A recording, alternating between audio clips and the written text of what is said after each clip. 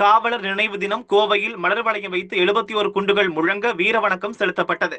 1959ஆம் ஆண்டு அக்டோபர் 21ஆம் நாள் காஷ்மீர் மாநிலம் லடாக் பகுதியில் சீன ராணுவம் நடத்திய தாக்குதலில் 10க்கும் மேற்பட்ட இந்திய ராணுவத்தினர் வீரமரணம் அடைந்தனர்.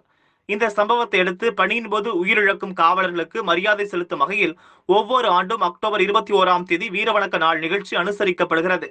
இதன் ஒரு பகுதியாக கோவை காவலர் பயிற்சி பள்ளி மைதானத்தில் நடைபெற்ற நிகழ்வில் பணியின் போது உயிரிழந்த காவலர்களின் தியாகத்தை போற்றும் விதமாக அமைக்கப்பட்டுள்ள ஸ்தூபியில் மாநகர காவல் ஆணையர் சுமித் சரண், மேற்கு மண்டல காவல்துறை தலைவர் பெரியய்யா, கோவை சரக காவல்துறை தலைவர் நரேந்திர நாயர், மாவட்ட காவல் கண்காணிப்பாளர் அருளரசு, மாநகர சட்ட ஒழுங்கு காவல்துறை துணை ஆணையர் ஸ்டாலின், மாநகர குற்றப்பிரிவு காவல்துறை துணை ஆணையர் உமா மற்றும் அதிகாரிகள் மலர் வளையம் வைத்து வீரவணக்கம் செலுத்தினர். இதனைத் தொடர்ந்து 72 குண்டுகள் முழங்க காவலர்கள் வீரவணக்கம் செலுத்தினர். காவல் கண்காணிப்பாளர் ஓய்வு. கூடுதல் கண்காணிப்பாளர் ஓய்வு.